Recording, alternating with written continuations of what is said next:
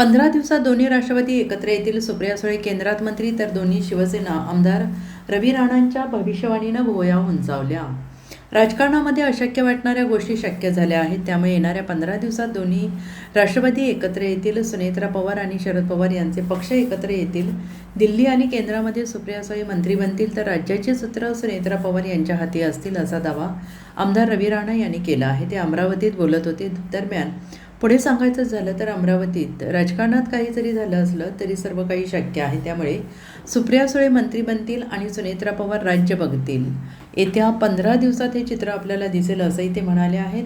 उद्धव ठाकरे यांनी देखील आता हातात रामरक्षा घेतले. गेल्या काळात त्यांनी हनुमान चालिसाचा विरोध केल्यामुळे मुख्यमंत्री पद गेलं, आमदार गेले, खासदार गेले. पण गेल्या काही दिवसांआधी त्यांनी मुंबईमध्ये हनुमान चालिसा वाचली. तर आता रामरक्षा वाचण्यासाठी ते नागपूरच्या राम मंदिरामध्ये 18 तारीखला येत आहेत.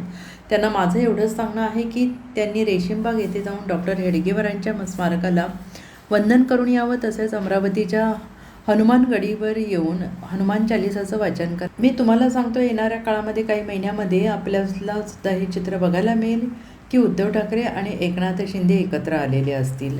कारण उद्धव ठाकरे यांनी हनुमंतांना स्वीकारलेलं आहे, राम भगवान आणि त्यांच्या विचारांना स्वीकारेल.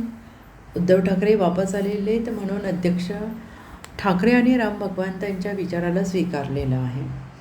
ज्या पद्धतीनं जे अशक्य आहे ते नेहमी राजकारणात शक्य झालेलं आहे. येणाऱ्या 15 दिवसामध्ये सुमित्रा वहिनी आणि सन्माननीय शरदचंद्र पवार साहेब हे दोन्ही पक्ष एकत्र येतील.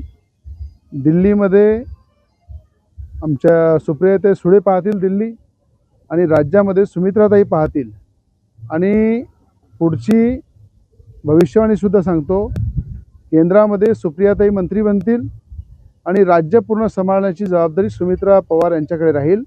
त्यामुळं याच्यामध्ये कुठेही काही जरी असलं तर राजकारणामध्ये जे अशक्य आहे ते शक्य होत असते आणि 15 दिवसात हे शक्य झालेलं आपल्याला दिसेल.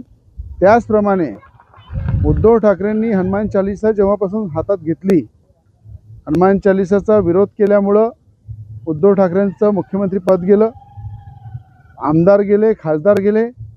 पण गेल्या काही दिवसाआधी मुंबईला जी हनुमान चालिसा त्यांनी वाचली आणि राम रक्षा वाचण्यासाठी राम मंदिरामध्ये नागपूरमध्ये 18 तारखेला ते येत आहे, हनुमान चालिसा वाचत आहे. त्यांना माझं एकच सांगणं आहे की रेशीमबागमध्ये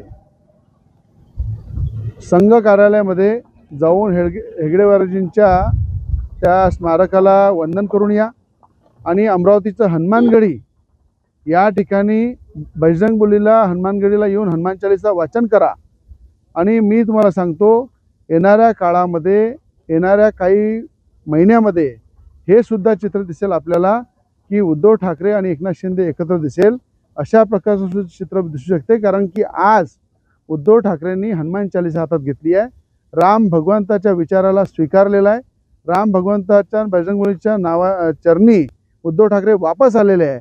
म्हणून हे अशक्य जे आहे ते सुद्धा भविष्यामध्ये उद्धव ठाकरे आणि एकनाथ शिंदेजी एकत्र होऊ शकतात. हे सुद्धा भविष्यवाणी भविष्यातली आहे.